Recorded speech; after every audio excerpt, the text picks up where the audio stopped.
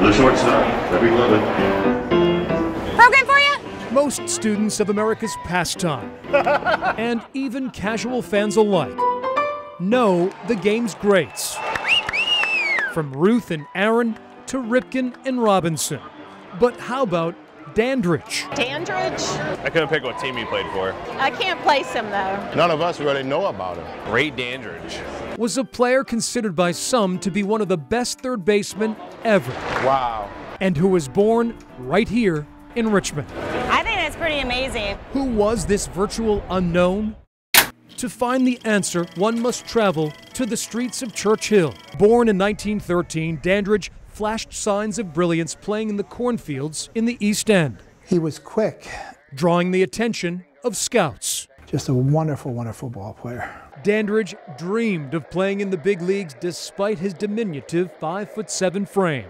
He played it like a cat, pouncing on balls and throwing runners out at first base with ease. But at the time, baseball was divided by skin color. Fans were robbed of seeing these great ball players in their prime. Dr. Larry Hogan, author of Shades of Glory and one of the country's preeminent experts on the Negro Leagues. That's what American racism did. Dandridge would excel for the all-black Detroit Stars and Newark Eagles in the 1930s.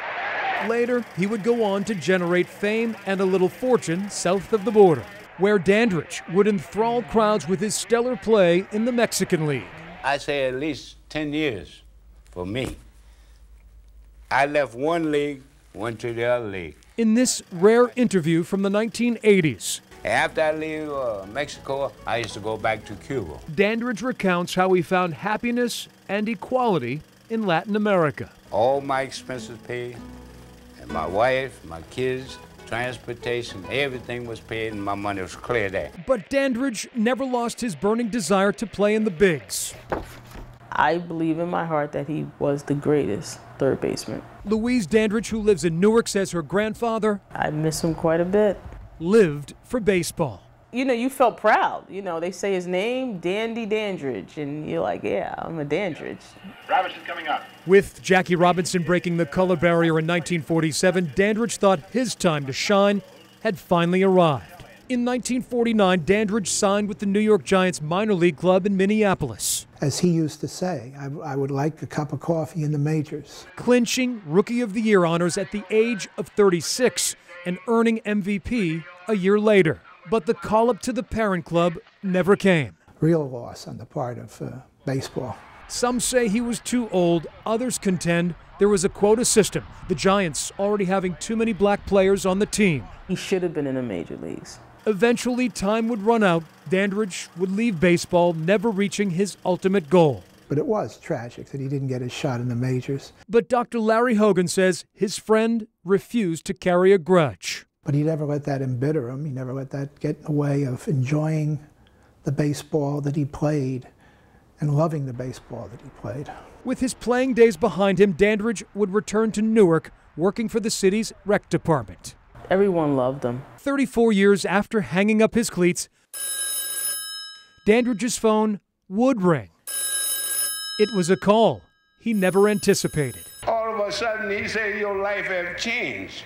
I said, what do you mean my life has changed? You know how it is, sometimes you get some of them crank calls, you know. In July of 1987, Raymond Emmett Dandridge would be inducted into the Baseball Hall of Fame.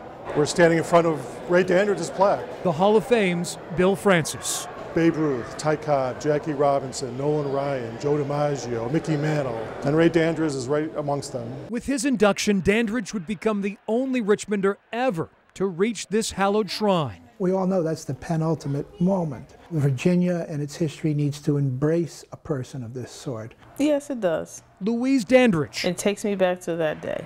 Was sitting in the crowd that warm summer afternoon in Cooperstown 27 years ago. It makes me feel great. It makes me feel honored. She and her family watched as her grandfather beamed on stage. Boy, oh boy. It's a long time to be waiting. Relishing the moment when the third baseman finally realized he made it home. I love the game of baseball. Now today, look like baseball loved me.